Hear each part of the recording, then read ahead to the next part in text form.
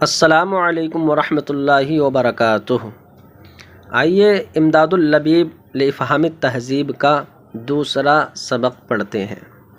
وجعل لنا التوفیق خیر رفیق، اس تعلق سے گفتگو چل رہی ہے۔ فرماتے ہیں خیر رفیق کا مطلب کیا ہے؟ تو خیر کا مطلب ہے ای افضل و احسن مرافق لنا۔ تو رفیق یہ فعیل کا وزن ہے اور اس میں فاعل کے معنی میں، تو اس میں فاعل کیا آئے گا؟ رافقہ یرافق، مرافقت سے جو ہے باب مفعلت سے اس میں فاعل مرافقن آئے گا۔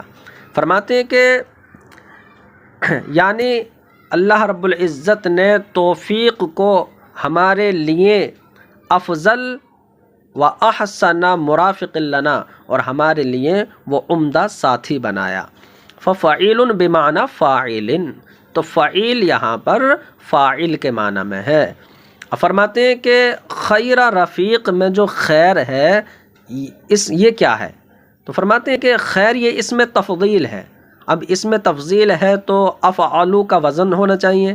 فرماتے ہیں اصلہ اخیرو، اس کی اصل جو ہے وہ اخیرو تھی، لیکن اس میں جو ہے وہ تخفیف کر دی گئی۔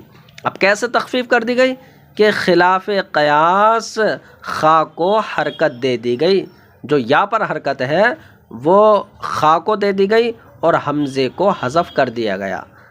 فرماتے ہیں فخففا، اس میں تخفیف کی گئی ہے بتحریک الخاء علی خلاف القیاس، خلاف قیاس خا کو حرکت دے کر، ثم حذفت الحمزۃ، پھر حمزے کو حذف کر دیا گیا تو خیرو ہو گیا۔ فرماتے ہیں ولا یغیر فی التثنیۃ والجمع والتانیث، اب تثنیہ جمع اور تانیث میں یہ بدلتا نہیں ہے، اس میں کوئی تبدیلی نہیں کی جاتی ہے بلکہ تمام میں یہ یکساں رہتا ہے۔ فرماتے ہیں والصلاۃ وہی العطف، تو صلاۃ کا معنی آتا ہے العطف، یعنی رحمت کو طلب کرنا، شفقت طلب کرنا۔ فرماتے ہیں وَتَخْتَلِفُ بِاخْتِلَافِ الْمُسْنَدِ إِلَيْهِ، اور صلاۃ کا معنی مختلف ہو جاتا ہے مسند الیہ کے بدلنے سے، یعنی کہ اگر صلاۃ کی نسبت اللہ رب العزت کی طرف کی جائے تو اب اس کا معنی شفقت طلب کرنا یہ نہیں ہوگا، بلکہ مراد یہ ہے کہ اللہ رب العزت کی رحمت کاملہ نازل ہو۔ اور اگر فرشتوں کی طرف صلاۃ کی نسبت ہو یعنی تو اب مطلب یہ ہوگا استغفار، کہ وہ یعنی استغفار کرتے ہیں۔ اور اگر مخلوق کی طرف صلاۃ کی نسبت کی جائے تو اس کا مطلب یہ ہوگا یعنی دعا کرنا۔ تو اس کا مطلب یہ ہے کہ صلاۃ یہ ایسا لفظ ہے کہ جس کے کئی معنی ہیں، تو اس کو مشترک معنوی کہا جائے گا۔ فرماتے ہیں کہ وَتَخْتَلِفُ بِاخْتِلَافِ الْمُسْنَدِ إِلَيْهِ، اور صلاۃ کا معنی مسند الیہ کے بدلنے سے بدل جاتا ہے۔ فَهِيَ مِنَ اللَّهِ الرَّحْمَةُ الْكَامِلَةُ، تو صلاۃ یہ اللہ کی طرف سے ہو تو الرحمۃ الکاملہ مراد ہے، یعنی کہ اللہ کی رحمت کاملہ۔ وَمِنَ الْمَلَائِكَةِ، اور صلاۃ فرشتوں کی طرف سے ہو تو الاستغفار، تب استغفار مراد ہے۔ وَمِنَ الْخَلْقِ الدُّعَاء، اور مخلوق کی طرف سے صلاۃ کا مطلب کیا ہے؟ دعا کرنا، ٹھیک ہے۔ فرماتے فَتَكُونُ مِنَ الْمُشْتَرَكِ الْمَعْنَوِيِّ، تو اب صلاۃ یہ مشترک معنوی میں سے ہو جائے گا، عَلَى مَا هُوَ التَّحْقِيقُ، جیسے کہ یہی تحقیق ہے۔ فرماتے عَلَى مَنْ أَرْسَلَهُ، اور صلاۃ و سلام ہو ان پر کہ جن کو اللہ رب العزت نے ارسلہ، جن کو اللہ رب العزت نے بھیجا ہے، ہادین، کیونکہ ہدن بمعنی ہادی ہے، جن کو اللہ رب العزت نے ہادی بنا کر بھیجا ہے۔ اب یہاں پر یہ بتانا ہے کہ علی من ارسلہ میں ارسلہ کا فاعل کون ہے؟ تو جس نے بھیجا ہے تو ظاہر سی بات ہے اللہ رب العزت کی ذات ہے وہ، اور ہو ضمیر کس کی ہے؟ کس کو بھیجا ہے؟ تو نبی دو جہاں صلی اللہ علیہ وسلم کو بھیجا ہے۔ اب کوئی اگر یہ اعتراض کرے کہ ضمیر سے کام چلا گیا، ہو ضمیر، اور یہاں پر حضور کا اسم مبارک صراحت کے ساتھ نہیں ذکر کیا گیا، تو اس کا جواب یہ دیا گیا حضور کے نام کی عظمت کی وجہ سے، اور چونکہ ارسلہ میں، ارسلہ کا معنی کیا آتا ہے؟ بھیجنا، تو ارسلہ میں رسول کا مادہ ہے، تو یہ ذہن اس وصف رسالت سے حضور کی ذات کی طرف ہی منتقل ہوگا، تو اس بات پر تنبیہ کرنے کے لیے حضور کا نام مبارک صراحتاً ذکر نہیں کیا گیا۔ فرماتے ہیں الحق جل وعلا، تو ارسلہ کا فاعل حق تعالی کی ذات کریم ہے، وہو نبینا، اور ہو ضمیر کا مرجع وہ ہمارے نبی محمد صلی اللہ علیہ وسلم ہے۔ ولم یصرح باسمہ الکریم، اور حضور صلی اللہ علیہ وسلم کے اسم کریم کی صراحت نہیں کی گئی، تو حضور کے اسم مبارک کو جو ہے بطور صراحت بیان نہیں کیا۔ فرماتے تعظیما و اجلالا، تو وہ تعظیم اور تکریم کی وجہ سے، وتنبیہا علی ان الذہن لا یتبادر من ھذا الوصف، اور اس بات پر تنبیہ کرنے کے لیے کہ ذہن اس وصف سے یعنی وصف رسالت سے منتقل نہیں ہوگا مگر حضور کی ذات شریفہ کی طرف۔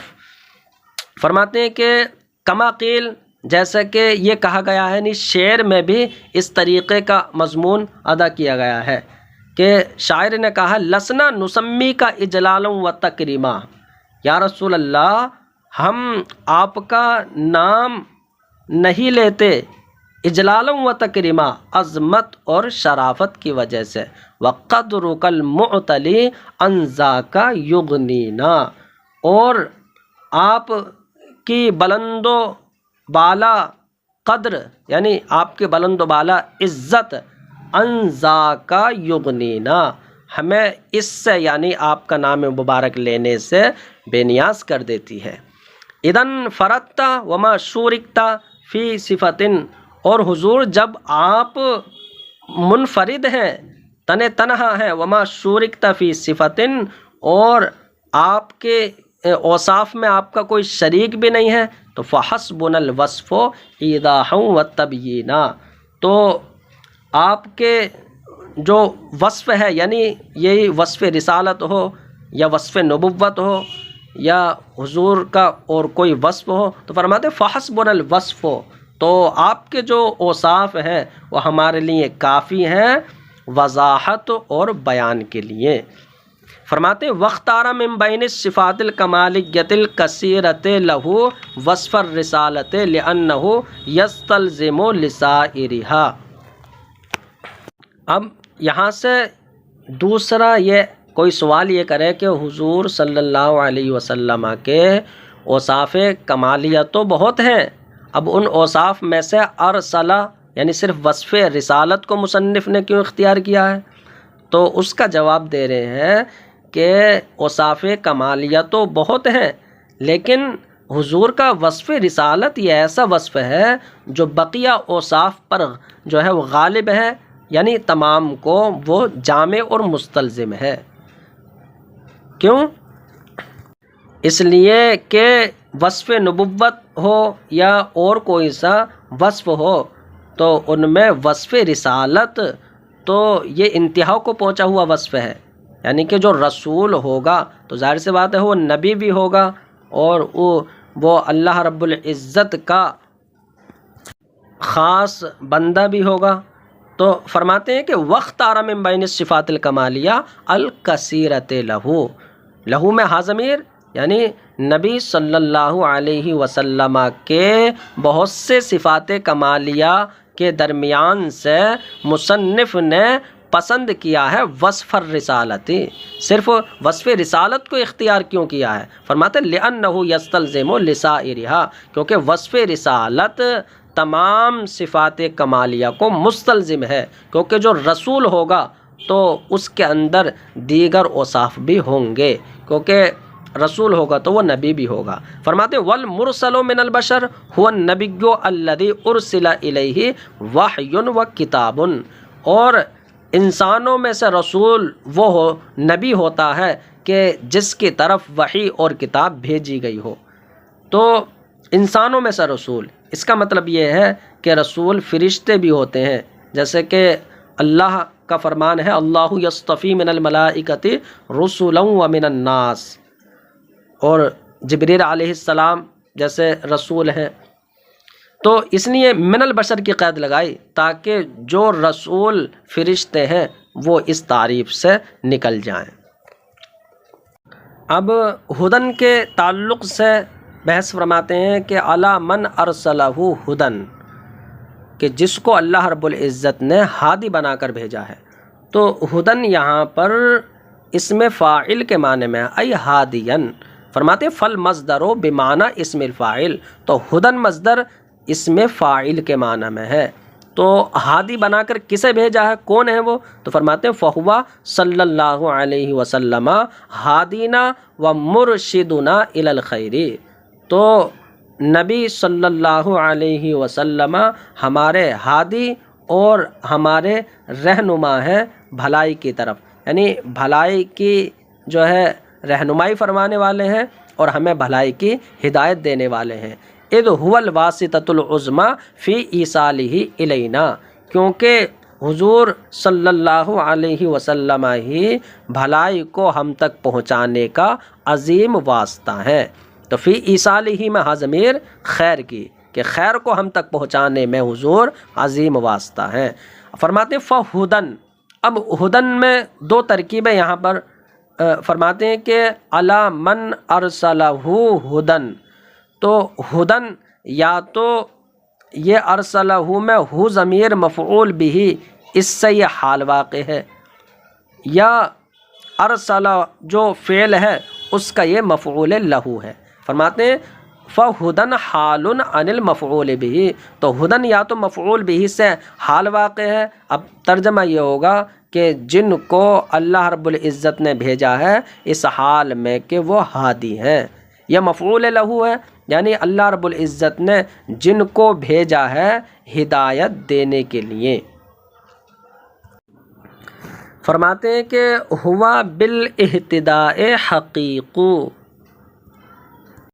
اور نبی صلی اللہ علیہ وسلم ہدایت دینے کے زیادہ لائق ہیں۔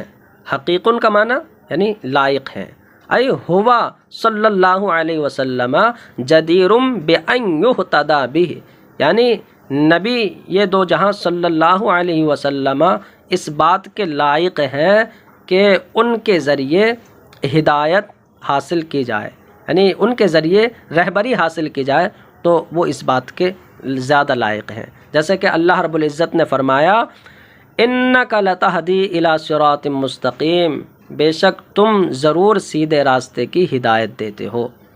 تو فرماتے ہیں یہ ہوا بالاہتداء حقیق، ہذہ الجملۃ، یہ جملہ صفۃ لقولہ ہدن، مصنف کے قول ہدن کی صفت ہے، تو ہوا بالاہتداء حقیق یہ ہدن کی صفت بن جائے گا۔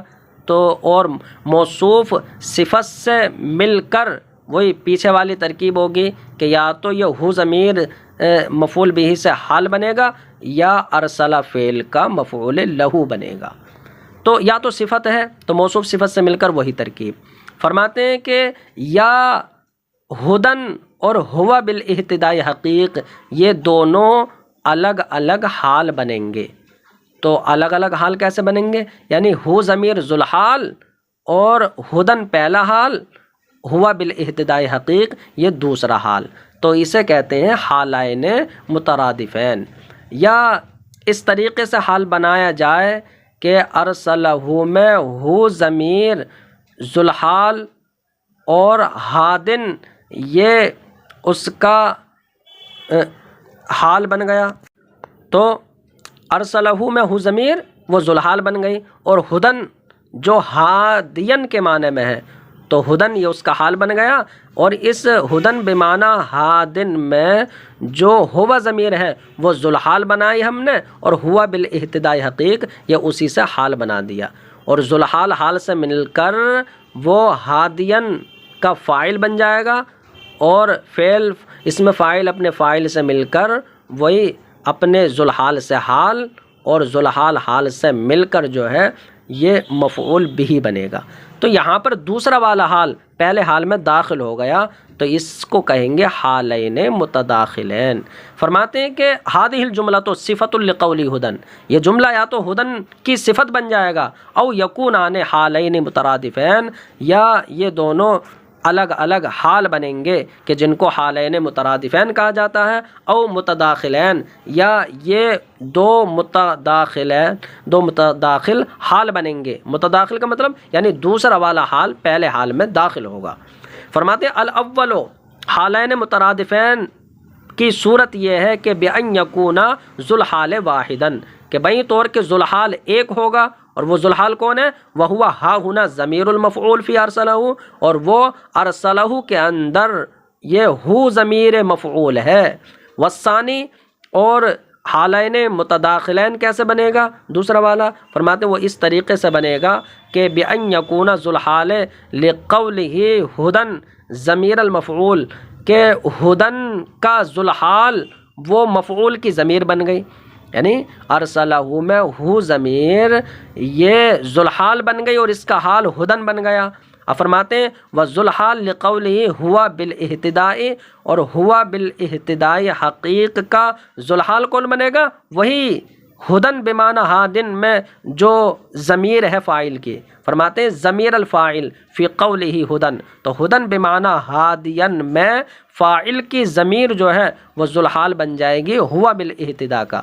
تو ظاہر سی بات ہے کہ ذوالحال حال سے مل کر وہ فاعل بن جائے گا، اور پھر اس میں فاعل سے مل کر حال بنا، تو دوسرا حال پہلے حال میں داخل ہو گیا۔ فالحال الثانیۃ تکون داخلۃ فی الحال الاولی، تو دوسرا والا حال پہلے حال میں داخل ہو جائے گا، اسی کو حالین متداخلین کہا جاتا ہے۔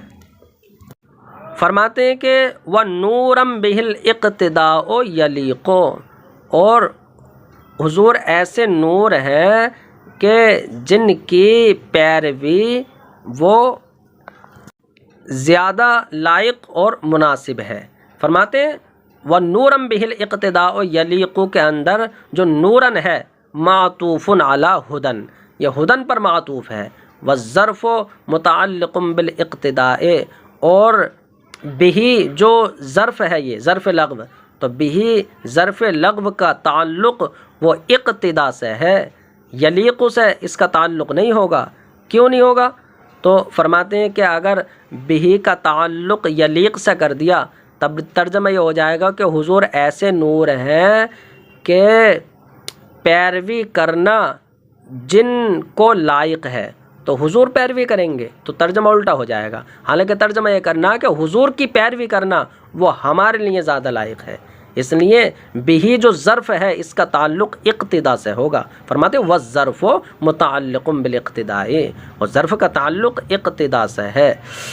فرماتے ہیں وعلم ان الاتباع له یلیق بنا، اب اس کے وضاحت فرماتے ہیں کہ حضور ایسے نور ہیں کہ جن کی پیروی کرنا ہمارے لیے زیادہ مناسب اور لائق ہے۔ کیوں؟ تو فرماتے ہیں جان لو کہ ان الاتباع له، کہ نبی دو جہاں صلی اللہ علیہ وسلم کی پیروی کرنا وہ یلیق بنا ہمارے لیے زیادہ لائق ہے، ہم کو زیادہ مناسب ہے۔ لأنہ کمال لنا، کیونکہ حضور کی پیروی کرنا ہی ہمارے لیے کمال ہے۔ ودلیل لنا علی الخیرات، اور ہمارے لیے وہ بھلائیوں پر دلیل ہے، یعنی بھلائیوں کی جو ہے وہ رہنمائی ہے۔ وہادینا الی الصراط المستقیم، اور حضور صلی اللہ علیہ وسلم سیدھی راہ کی طرف ہمیں رہنمائی کرنے والے ہیں۔ فلا یحق لنا الا اتباعہ، تو اب ہمارے لیے حضور کی پیروی کے سوا جو ہے وہ کوئی چارہ نہیں ہے۔ فلا یحق لنا، تو ہمارے لیے حق یہی ہے کہ الا اتباعہ، کہ ہم حضور کی پیروی کریں۔ والاتصاف باخلاقہ الشریفہ واوصافہ المنیفہ، اور نبی صلی اللہ علیہ وسلم کے شریف اخلاق اور اوصاف حمیدہ سے ہم اپنے آپ کو متصف کریں۔ فرماتے وتقدیف الظرف لقصد الحصر المفید۔ اب یہاں پر ایک اعتراض یہ ہوگا کہ ظرف کو مقدم کیوں کیا گیا ہے؟ کیونکہ جب بھی ظرف کا تعلق جب اقتدا مصدر سے ہے تو یہ ہوتا وَنُورًا الاقتداء بِهِ یلیق، تو یعنی ظرف کو مقدم کیوں کیا گیا ہے؟ تو جواب اس کا شارح یہ دیتے ہیں کہ دیکھو قاعدہ کیا ہے، التقدیم ما حقہ التاخیر یفید الحصر، کہ جس کا حق مؤخر ہونا ہو اس کو اگر مقدم کر دیا جائے تو افادہ حصر ہوتا ہے، یعنی وہاں پر حصر کا فائدہ نکلتا ہے، اور ظرف کو مقدم کرنے سے ظاہر سی بات ہے حصر پیدا ہو جاتا ہے۔ اب ترجمہ یہ ہو جائے گا حضور ایسے نور ہیں کہ حضور ہی کی پیروی کرنا ہم کو لائق ہے، کیونکہ جب نبی آ گئے تو حضور اسلام لے کر آئے تو سارے جو بقیہ جو ادیان ہیں تمام کے لیے حضور کا دین ناسخ بن گیا۔ فرماتے ہیں وتقدیم الظرف، اور ظرف کا مقدم کرنا لقصد الحصر المفید، یہ مفید حصر کے قصد کی وجہ سے ہے، یعنی حصر کا قصد کیا گیا ہے۔ ان دینہ الاسلام، یعنی کہ حضور صلی اللہ علیہ وسلم کا دین اسلام تمام دینوں کے لیے ناسخ ہے۔ اب کوئی یہ کہے کہ اگر حضور کی ہی پیروی کرنا ہمارے لیے زیادہ مناسب ہے، یعنی یہاں حصر کا فائدہ ہو رہا ہے، تو ہم ائمہ مجتہدین یعنی امام اعظم ابو حنیفہ، امام شافعی، امام مالک، امام احمد ابن حنبل کی پیروی کیوں کرتے ہیں ہم اہل سنت والجماعت؟ تو اس کا جواب شارح نے یہ دیا کہ حقیقت میں ان حضرات کی پیروی وہ حضور ہی کی پیروی کرنا ہے، کیونکہ یہ حضرات حضور کی شریعت کی ہی تو تبلیغ فرماتے ہیں۔ فرماتے ہیں وَاِقْتِدَاءُ الْأَئِمَّةِ الْمُجْتَہِدِينَ، اور ائمہ مجتہدین کی پیروی کرنا اقتداء بہ فی الحقیقت، حقیقت میں حضور کی پیروی کرنا ہے، لأنہم حملۃ شرعہ الشریف، اس لیے کہ یہ ائمہ مجتہدین بھی حضور کی شریعت کے حامل ہیں، یعنی حضور کی شریعت شریفہ کے یہ علم بردار ہیں، یہی جو ہے اس کے حامل ہیں۔ فہم المبلغون امتہ شریعتہ المطہرۃ، تو اور یہی لوگ یعنی حضور کی امت تک حضور کی شریعت کو پہنچانے والے ہیں۔ تو مبلغون کے یہ دو مفعول بھی ہو گئے، امتہ و شریعتہ، یعنی حضور کی امت تک حضور کی جو ہے شریعت مطہرہ کی تبلیغ فرمانے والے ہیں۔ فلا ینافی الحصر، تو یہ بات حصر کے منافی نہیں ہوگی، کیونکہ حضور ان حضرات کی پیروی کرنا وہ حضور ہی کی پیروی کرنا ہے۔ فرماتے ہیں وَعَلَىٰ آلِهِ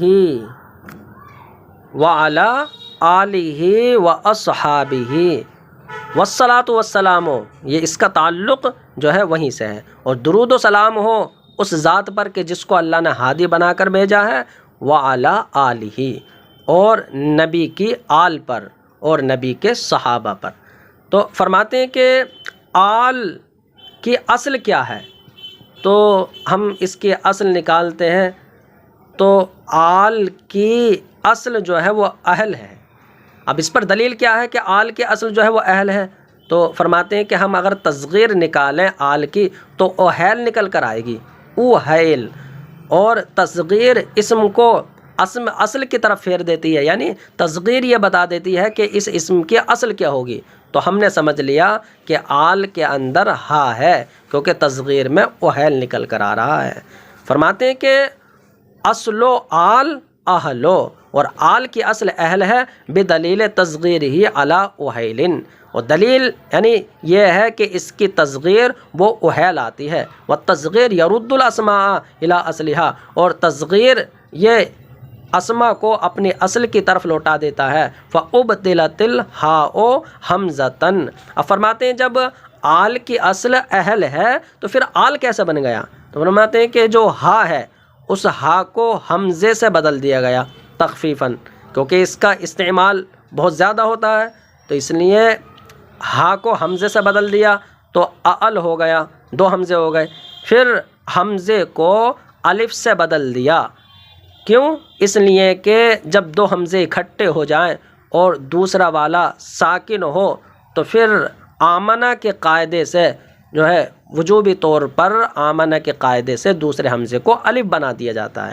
فرماتے ہیں کہ فَأُبْدِلَتِ الْحَاءُ، تو ہا کو حمزے میں بدل دیا گیا تخفیفاً، یعنی تخفیف کے واسطے، لکثرت الاستعمال، یعنی کیونکہ اس کا استعمال کثیر ہوتا ہے۔ ثُمَّ انقلبت الحمزۃ، پھر یا جو ہے معروف پڑھا جائے ثم انقلبت الحمزۃ الفاً، پھر حمزہ جو ہے وہ الف میں بدل گیا، لسکونها وفتح ما قبلها، حمزے کے ساکن ہونے کی وجہ سے ہے اور اپنے ما قبل فتح ہونے کی وجہ سے، کیونکہ حمزہ ساکنہ ما قبل فتح ہو تو پھر جو ہے وجوبی طور پر وہ الف بن جاتا ہے، تو حمزہ الف میں بدل گیا، جو ہے آل ہو گیا۔ وہو اسم جمع، فرماتے آل جو ہے وہ اسم جمع ہے، لا واحد لہ من لفظہ، اور اس لفظ سے یعنی جو لفظ آل ہے اس لفظ سے اس کا کوئی واحد نہیں ہے، تو اس میں جمع ہے لیکن اس کا کوئی واحد نہیں ہے۔ واختلف فی المراد بہ، اور اس کی مراد کیا ہے، یعنی آل سے مراد کیا ہے، تو آل سے مراد میں علماء کا اختلاف ہے۔ تو شارح نے یہاں پر صرف دو قول ذکر کیے ہیں۔ فرماتے فقیلہ، تو بعض لوگوں نے کہا ہے کہ اقاربہ، کہ حضور کے آل سے مراد حضور کے اقارب ہیں، حضور کے قریبی لوگ ہیں جو بنو ہاشم سے ہیں۔ وقیلہ، اور ایک قول یہ ہے کہ امت الاجابتی، کہ آل سے مراد وہ لوگ ہیں کہ جنہوں نے حضور کی دعوت کو قبول کر لیا، کیونکہ حضور تشریف لائے تو حضور اس امت میں تشریف لائے تو امت دو طرح کی ہو گئی، کہ جو حضور پر ایمان لائے وہ امت اجابت ہے، اور جو ابھی ایمان نہیں لائی ان کو دعوت اسلام دی جائے گی تو وہ امت دعوت ہے۔ فرماتے وقیلہ، اور آل سے مراد امت اجابت ہے، الاتقیاء وغیرہم، اب چاہیں وہ متقی و پرہیزگار ہوں یا نہ ہو۔ فرماتے ہیں وَهُوَ الْأَنْسَبُ بِالْمَقَامِ، اور مقام کے یہی زیادہ مناسب ہے کہ آل سے مراد امت اجابت لی جائے، کیونکہ یہاں پر جو ہے وَالصَّلَاةُ وَالسَّلَامُ عَلَىٰ مَنْ أَرْسَلَهُ هُدًى، اور وَالصَّلَاةُ وَالسَّلَامُ عَلَىٰ آلِهِ، تو حضور کی آل پر وہ صلاۃ و سلام کا معاملہ ہے، یعنی کہ جو ہے، اور صلاۃ کی نسبت جب مخلوق کی طرف ہو تو اس سے دعا مراد ہوتی ہے، تو یہاں پر دعا کا جب مقام ہے تو دعا کے مقام میں تو تعمیم مقصود و مطلوب ہوتی ہے کہ دعا جتنی عام ہوگی اتنی بہتر ہے، اس لیے فرماتے ہیں وَهُوَ الْأَنْسَبُ بِالْمَقَامِ، مقام کے یہی زیادہ مناسب ہے کہ امت اجابت مراد لی جائے، لِأَنَّ مقام الدعاء يُطْلَبُ فِيهِ التَّعْمِيمُ، کیونکہ یہ دعا کا مقام ہے اور دعا کے مقام میں تعمیم مطلوب ہوتی ہے۔ لیکن اس کے علاوہ بھی آل سے جو ہے ایک قول میں ازواج مطہرات اور حضور کی صاحبزادیہ اور داماد اور ان کی اولاد مراد لی گئیں، اور ایک قول میں آل سے مراد وہ اہل بیت اکرام ہیں، اور ایک قول یہ ہے کہ آل سے مراد بنو ہاشم اور بنو عبد المطلب ہیں، اور ایک قول یہ ہے کہ آل سے مراد حضور کے متبعین یعنی پیروکار ہیں۔ لیکن یہاں پر جو ہے شارح نے دو ذکر کیے اور فرمایا کہ دوسرا والا مقام کے زیادہ مناسب ہے۔ فرماتے ہیں وَأَصْحَابِهِ، اور حضور کے صحابہ پر جو ہے درود و سلام ہو، جمع صاحبن، تو اصحاب یہ صاحب کی جمع ہے، والمراد به، اور صحابہ سے کون مراد ہے، فرماتے ہیں والمراد به ہا ہنا، اور یہاں مراد الصحابی، تو صاحب سے مراد یہاں پر صحابی ہیں، اور صحابی کون ہوتے ہیں، من لقی النبی صلی اللہ علیہ وسلم مؤمنا به، اور صحابی وہ خوش نصیب انسان ہوتا ہے کہ جس نے نبی سے ملاقات کی ہو، یعنی مؤمنا به، حضور پر ایمان لاتے ہوئے، اس حال میں کہ حضور پر ایمان لا کر حضور سے ملاقات کی، ومات علی الاسلام، اور اسلام پر ہی انتقال ہوا، ولو تخللت ردتن، اگرچہ مرتد ہونا وہ بیچ میں حائل ہو گیا ہو۔ فی الاصح، صحیح قول میں یہی ہے کہ اگرچہ بیچ میں معاذ اللہ مرتد ہو گیا ہو پھر بھی جو ہے وہ انسان صحابی رہے گا، لیکن کچھ حضرات نے یہ کہا ہے کہ اگر بیچ میں ردت حائل ہو گئی کہ کوئی مرتد ہو گیا پھر بعد میں اگرچہ وہ مسلمان ہو گیا تو وہ اس کو صحابی کا درجہ نہیں ملے گا۔ فرماتے ہیں فَأَطْفُهُ، اور اس کا عطف اصحابی ہی کا عطف جو ہے وہ آل ہی پر ہے، تو اس کا عطف آل پر ہے، بالمعنی الاخیر، من عطف الخاص علی العام۔ تو جب اصحاب کا عطف آل پر ہوگا تو فرماتے ہیں آل کا جو آخر معنی ہے یعنی دوسرا معنی ہے امت اجابت مراد ہے، تو پھر تو حضور کے صحابہ بھی آ گئے، تو پھر اصحاب ہی الگ سے کہنے کی ضرورت کیوں پیش آئے؟ تو فرماتے ہیں ایسا ہوتا ہے کہ یہ یعنی آل میں چونکہ سب آ گئے یہ عام ہے اور اصحاب یہ خاص ہے، تو یہاں پر چونکہ اصحاب حضور کے صحابہ کی ایک الگ اہمیت ہے، تو اس اہمیت کی وجہ سے جو ہے خاص کا عطف عام پر کر لیا گیا۔ فرماتے ہیں اور اس کا عطف آل پر بالمعنی الاخیر یعنی دوسرے والے معنی کے اعتبار سے، آخر معنی کے اعتبار سے یہ خاص کا عطف عام پر ہونے کی قبیل سے ہوگا۔ اب یہ یعنی خاص کا عطف کیوں کیا گیا ہے؟ للاہتمام، یہ صحابہ کے اہمیت کو بتانے کے لیے، یعنی اس اہتمام کی وجہ سے۔